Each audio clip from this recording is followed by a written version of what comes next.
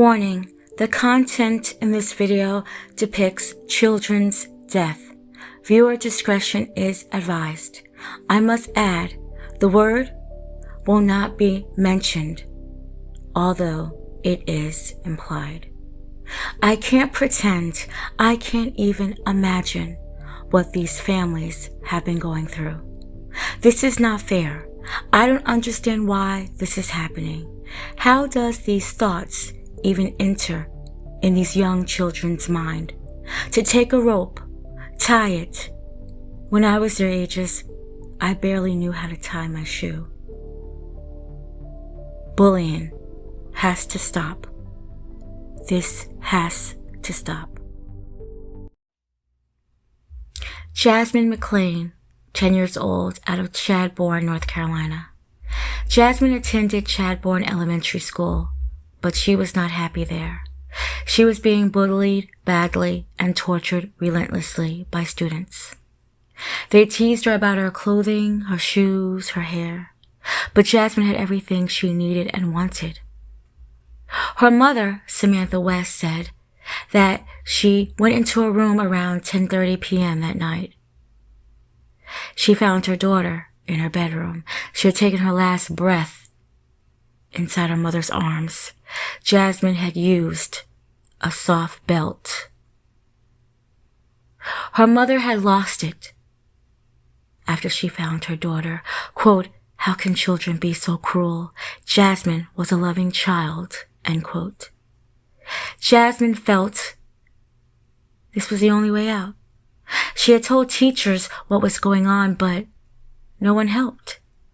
She had left school for a short period of time, and she dreaded when she had to return. This had become her personal hell. A detective on the case had found through social media the commenting after Jasmine's death. Did anyone know how badly bullied Jasmine was? However, they don't believe that the bullying caused her death. Flags flew at half-staff in her honor at that school. That doesn't bring her daughter back to her. Jasmine passed away on November 14th, 2011. Ashanti Davis, 10 years old, out of Aurora, Colorado. Ashanti was being bullied by a peer at Sunrise Elementary School. Ashanti would confront the girl. A physical fight ensued. Someone recorded. It was later posted to social media for the world to see. The bullying had gotten worse after the video of the fight aired. Her mother, Latasha Harris, said 2 weeks later, Ashanti did the unthinkable.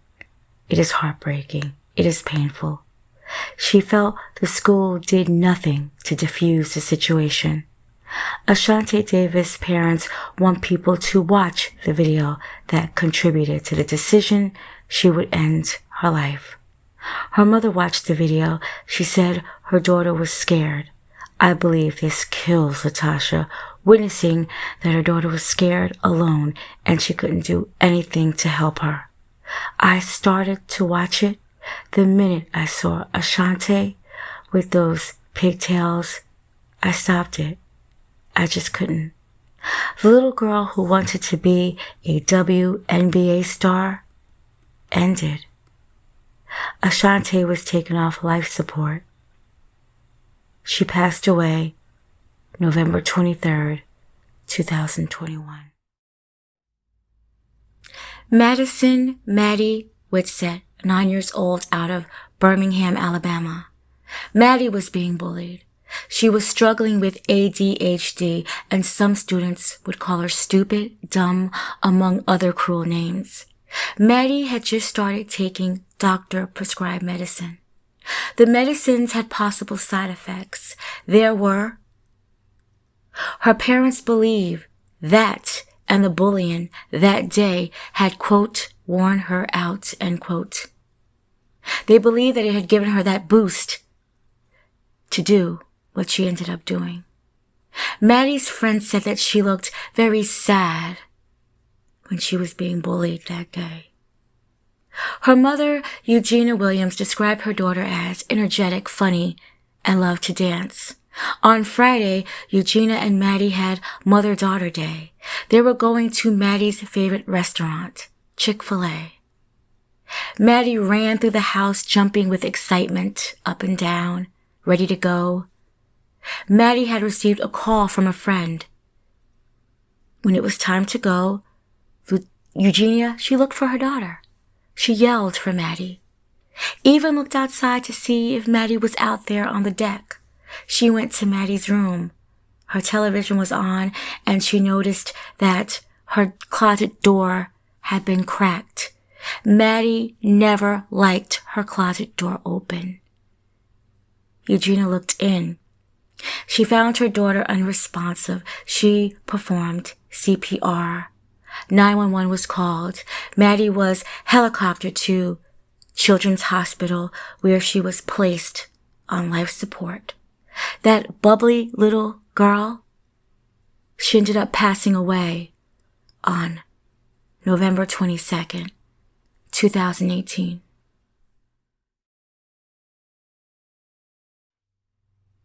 McKenzie Adams, 9 years old, out of Linden, Alabama. McKenzie was a fourth grader at U.S. Jones Elementary School. She always said she wanted to be a scientist. McKenzie's mother and grandmother complained to the State Board of Education McKenzie was taunted because of her friendship she shared with a boy. He was Caucasian. McKenzie's family knew the boy and his family. She got rides to school from his family. The entire school year, she heard words such as, quote, "black bitch, just die, kill yourself. You think you're white because you ride with a white boy," end quote. The taunting, teasing, harassing had gone on since the beginning of the school year. McKenzie's mother tried to address it over and over again with the school. It seems nothing was done. They had even pointed out that the two white boys was steadily now sexually harassing their daughter through notes, calling her a bitch, a nigger, telling her to suck pussy. The bullies had even enclosed in the note how to kill herself. McKenzie's family was speechless. How do children know these things? How do children even speak like this? McKenzie had even written in her diary about the two white students that harassed her and told her things like, "You are better off dead." That Monday, everything was usual. McKenzie was the little bubbly, happy girl. She arrived from school, did her homework, ate dinner, and excused herself to go to the bathroom. Her grandmother noticed she was gone longer than usual, and her grandmother went to check on her. The door was locked. She called her name. She asked her, "What are you doing in there?" And it was silent. She went and got a butter knife from the kitchen, and she managed to pry the bathroom door open. McKenzie was unresponsive, unconscious. She performed CPR on her granddaughter. McKenzie was taken to Brian W. Whitfield Hospital, where she was ultimately dead. McKenzie told as many teachers as she could that she was being bullied, but nothing happened. However, school officials are disputing claims that she was even bullied. They went as far as to say there weren't even any reports on bullying filed. It was determined through police that McKenzie did die. But did the name-calling, harassment, racist comments, and verbal abuse contribute to that? McKenzie passed away on December 3rd, 2018. Isabella Izzie Tishner, 10 years old, out of Utah. Izzie was a happy child, and she did well at the school where she attended at Foxborough Elementary. Izzie was Black, autistic, and had dyslexia. The children recognized that Izzie was more than just different, and this made her a target for bullying. She was the only Black person in the class. Despite all that, Izzie still tried to be friends with the students. She tried to help them and she reached out to them. That's just how she was. Izzie wondered why the teacher would say hello to all the other students, but not her. Even though she would say hi to the teacher first, Izzie believed that that teacher didn't like me. She even said, quote, "I don't think she likes me that much," end quote. Things would get worse for Izzie after that. The children used the N-word. They laughed about her skin color, the texture of her hair, and told her that she needed to wash her hair. They laughed about the beauty mark on her forehead and said she smelled. When Izzie's mother, Brittany Tishner Clarks, found a bottle of Febreze in her book bag on the way to school, Izzie said she was taking that because they said she smelled. This made her mother cry.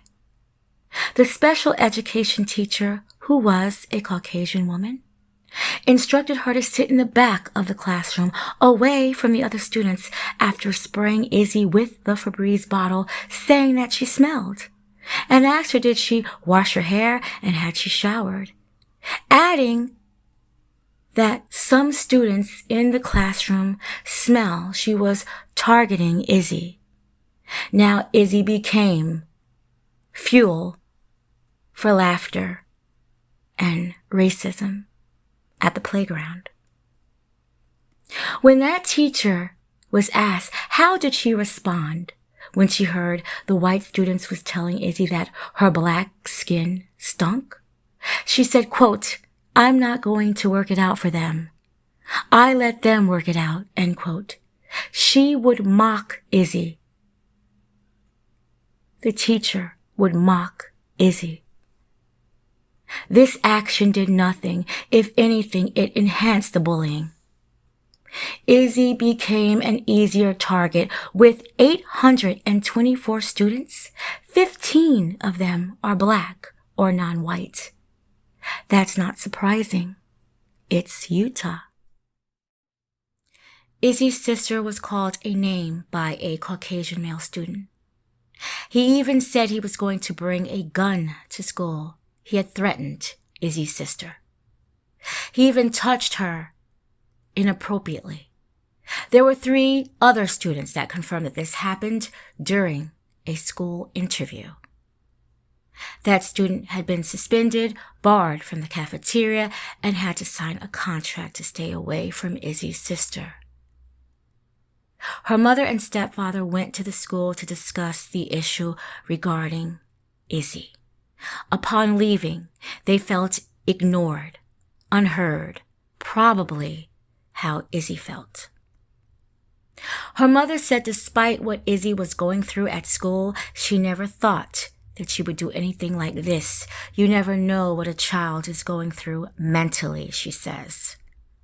I need to add that between the school year 2021 and 2022, the family had suffered personal trauma, been displaced, living in their minivan. Now this is a report from the Foxborough Elementary.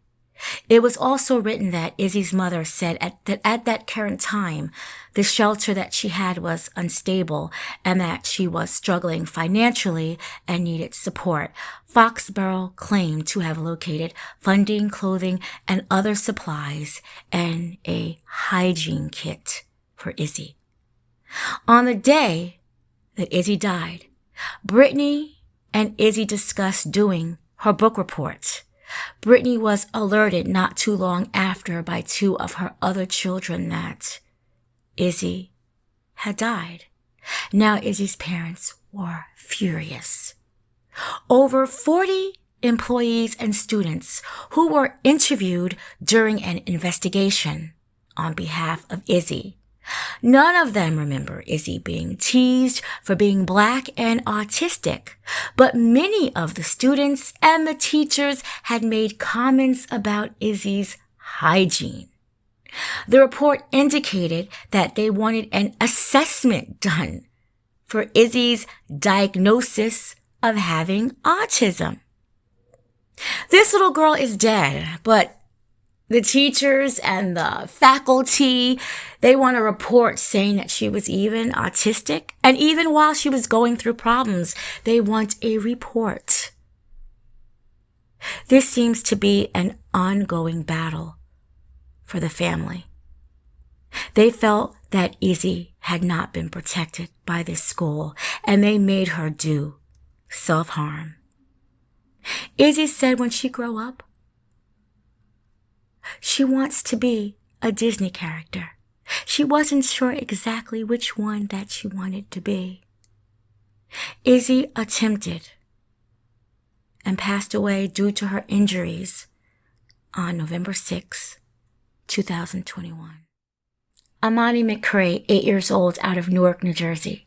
Sources say Imani had seen the story of Ashanti Davis, the little 10-year-old girl out of Colorado who had passed away after that schoolyard fight.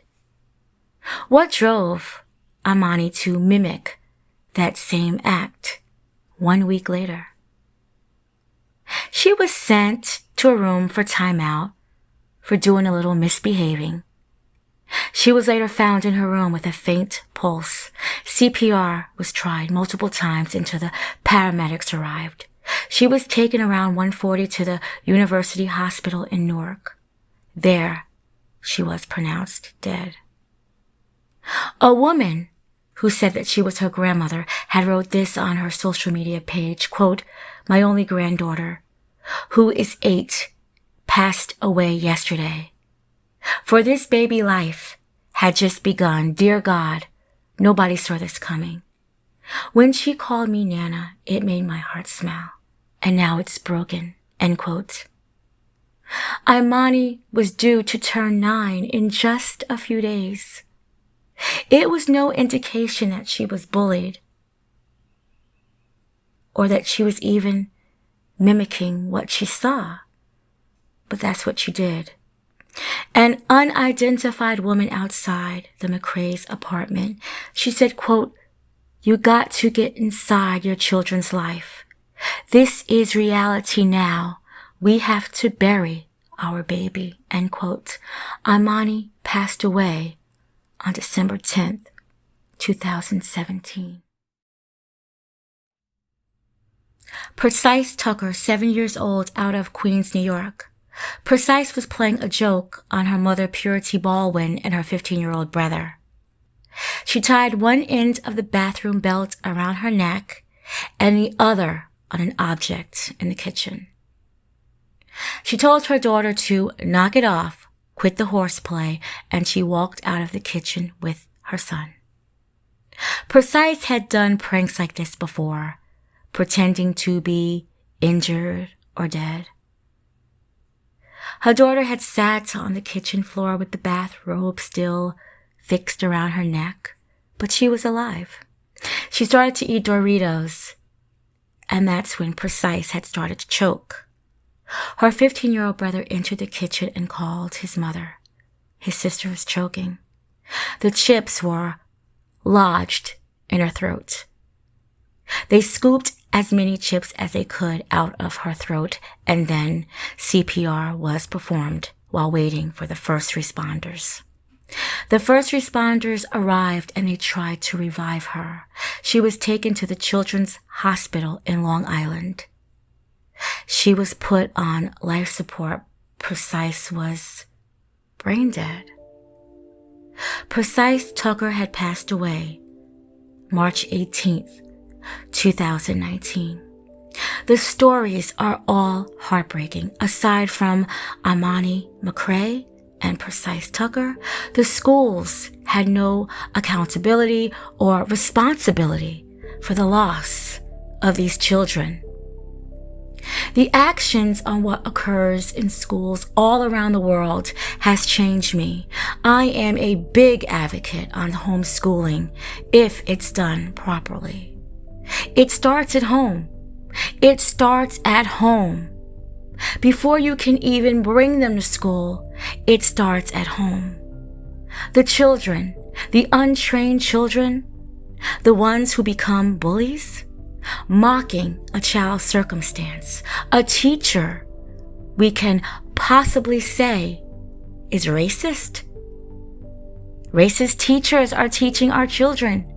Teaching them what? Cameras should be in all classrooms. We need to see what the students are doing. We need to see what the teachers are doing. We need to see what the teachers and students are saying and doing.